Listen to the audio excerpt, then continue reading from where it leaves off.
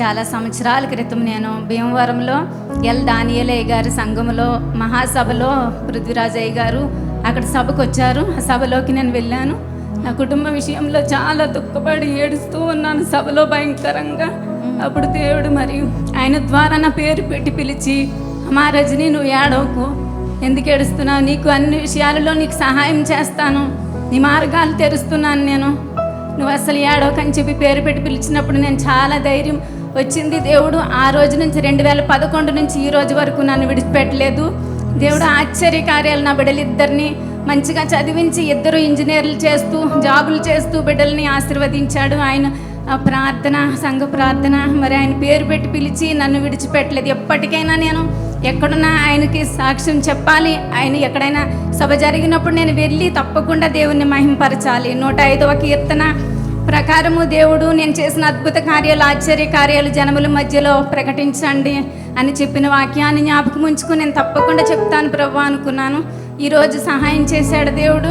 నా బిడ్డలిద్దరు ఇక్కడే హైదరాబాద్లో జాబ్ చేస్తున్నారు. అటు రీతిగా నేను ఇక్కడికి వచ్చి ఈ పరిచర్యలో నేను పాల్గొనడానికి ఇచ్చిన అవకాశాన్ని బట్టి కృతజ్ఞతాస్తుతులు. దేవునికి మహిమ కలుగును గాక.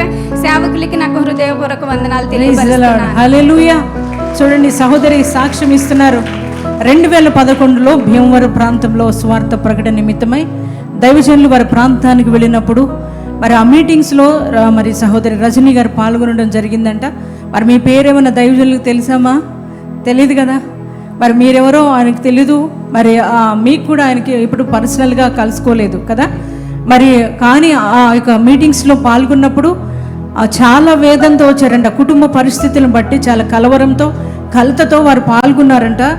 అటువంటి సమయంలో దైవజనులు 2011లో భీమవరంలో స్వార్థ ప్రకటనలో మరి ఆమె పేరుతో పిలవడం జరిగింది. పేరుతో పిలిచి చెప్పారంట, నీకేం భయం లేదు, నేను నీకు తోడుగున్నా, నీకున్న సమస్యలన్నీ కూడా క్లియర్ అవుతాయి అని చెప్పి పేరుతో పిలిచి మరి మాట్లాడడం జరిగింది. అదే రీతిగా 2011 నుంచి దేవుడు నా చేయి విడవలేదు. నన్ను, నా కుటుంబాన్ని, నా బిడ్డలను కూడా దేవుడు ఆశీర్వదించారు.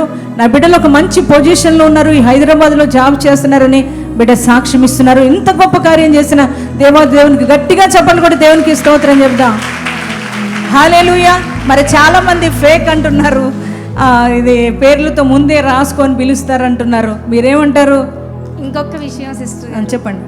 మొన్న లాస్ట్ వీక్ ఫ్రైడే కూడా లైవ్లో పాల్గొన్నానండి. ప్రార్థనలో అర్ధరాత్రి మిరాకల్స్ ప్రార్థనలో పాల్గొన్నప్పుడు నా పేరు అప్పుడు కూడా పిలిచారు అయ్య గారు. రజనీ లైవ్లో ఉన్నారు మీరు, మీ కుటుంబానికి చేతబడి శక్తి ఉందని చెప్పేసి, మీ గృహంలో చేతబడి శక్తి ఉందని చెప్పారు. అప్పుడు కూడా నేను రిప్లై ఏమి ఇవ్వలేదు. కానీ దేవా, ఇదిగో హైదరాబాద్, సికింద్రాబాద్ వస్తున్నారు, నేను తప్పకుండా వెళ్ళి ప్రార్థన చేయించుకుంటాను అనుకుని ఇక్కడికి రావడం జరిగిందండి. Praise Lord. గట్టిగా చెప్పండి కూడా స్తోత్రం చెప్తారా? మరి ఇవన్నీ నిజాలేనా? చెప్పండి. అన్నీ నిజాలేనండి. నిజంగా చాలా ఆశ్చర్యం అన్నమాట నా జీవితంలో జరిగిన ఆశ్చర్య కార్యాలు. ఇన్నన్నీ కాదు. హల్లెలూయా. చూడండి, దేవుడు గొప్పవాడు. మనం ఆరాధిస్తున్న దేవుడు గొప్పవాడు. ఆయనకు మన ప్రతి పరిస్థితి తెలుసు, ప్రతి అక్కర తెలుసు. చూడండి, 2011లో భీమవరం ప్రాంతంలో మరి ఆ దైవజనులు ఆయా ప్రాంతాలకు సువార్త ప్రకటించడానికి వెళ్తూ ఉంటారు. ఆయా సభలకు మరి అనేక మంది దైవజనులు ఆహ్వానించినప్పుడు ఆ ప్రాంతాలకు వెళ్ళి దేవుని సువార్త అందిస్తూ ఉంటారు. మరి అటువంటి క్రమంలో 2011లో మరి భీమవరం పట్టణానికి వెళ్ళినప్పుడు అక్కడ సువార్త సభల్లో మరి ఆ సహోదరి ఎవరో దైవజనులకు తెలియదు. దైవజనులు కూడా ఇప్పుడు పర్సనల్గా ఆమె కలుసుకోలేదు. కానీ దైవ సేవకుల్లో ఉండి దేవుడు, పరిశుద్ధాత్మ దేవుడు కదిలి ఆమె సమస్యను గుర్తించి దేవుడు పేరుతో పిలిచి తన పరిస్థితులన్నీ కూడా మార్చడం జరిగింది. అదే దేవుడు ఈరోజు నీ మధ్య కూడా కదులుతున్నాడు. ఈరోజు నువ్వు ఎంత కన్నీరుతో వచ్చావో, ఎంత దుఃఖంలో ఉన్నావో, ఎంత వేదనలో ఉన్నావో నాన్న, ఎవరికి చెప్పుకోలేని బాధను గుండెల్లో అనుభవిస్తున్నావేమో. ఈరోజు నువ్వు ఏ బాధను అనుభవిస్తూ వచ్చినా నా దేవునికి మరుగై ఉన్నది ఏది లేదు. ఆయన సమస్తము నీ హృదయంలో ఉన్న బాధను, వేదనను నా దేవుడు చూస్తున్నాడు. ఖచ్చితంగా నిన్ను కూడా దర్శిస్తాడు. నేను ఒట్టిగా వదిలేయడు, నేను దాటిపోవడం. ఖచ్చితంగా నీ సమస్యను పరిష్కరించే కదులుతాడు. ఈ రోజున నమ్మిన వారు స్తోత్రం చెప్తామా? హల్లెలూయా.